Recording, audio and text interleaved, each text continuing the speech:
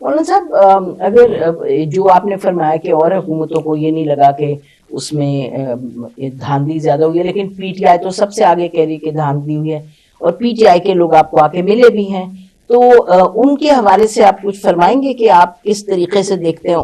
اس سفر میں جو آپ کا ہے، کس طرح آپ کا ساتھ ہو سکتا ہے؟ میرا خیال اس میں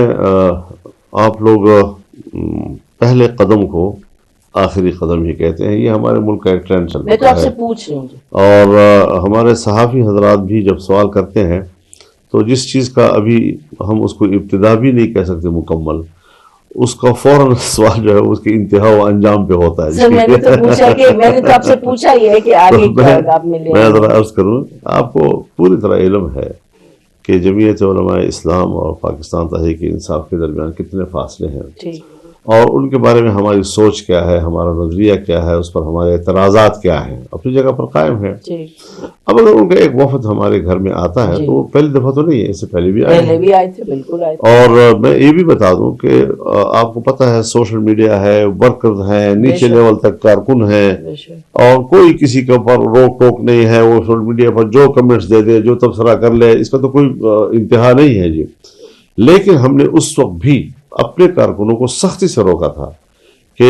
اگر میرے گھر میں کوئی مہمان آتا ہے تو وہ آپ سب کا مہمان ہے، اور مہمان گھر سے چلا جائے تو اس کے پیچھے برا بولنا، غلط بولنا یہ شرعاً حرام ہے، ناجائز ہے کہ آدمی مہمان چلا جائے اور آپ اس کی غیبت شروع کر دیں جی۔ تو ہم نے کہا کہ کوئی اس قسم کا منفی کمنٹ نہ دیں، آج بھی اور کل بھی ہم یہی کہتے تھے،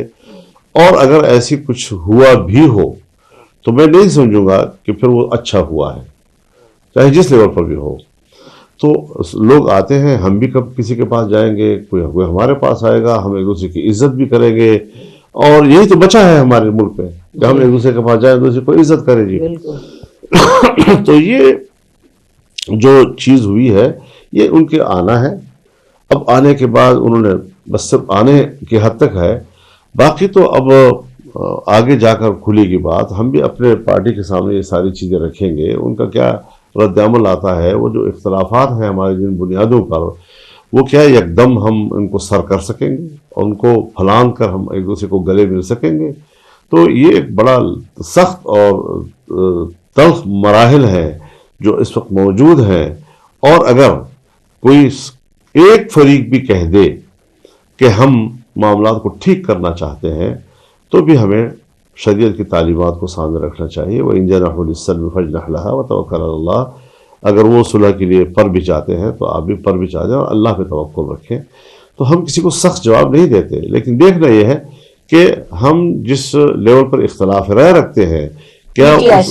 پی ٹی آئی سے، کیا ان اختلاف رائے کو ہم اس طرح ایک میٹنگ سے تحلیل کر سکتے ہیں جی؟ تو یہ تو بالکل ایک آغاز ہے، اور اس آغاز کے بعد ہم دوسرے قدم کیسے اٹھائیں گے، کس طرح اٹھائیں گے، سب چیزیں جماعت کے مشوروں کے ساتھ ہم اٹھائیں گے، دوستوں کے مشاورت کے ساتھ آگے بڑھیں گی۔ اور صرف پی ٹی آئی تو نہیں ہے جی، اور بھی بہت سی جماعتیں ہیں، بلوچستان میں وہ جماعتیں ہیں، کے پی میں وہ جماعتیں ہیں، سندھ میں جماعتیں ہیں کہ جو ان نتائج پہ اعتراض کر رہی ہیں اور وہ بھی احتجاج پر ہیں،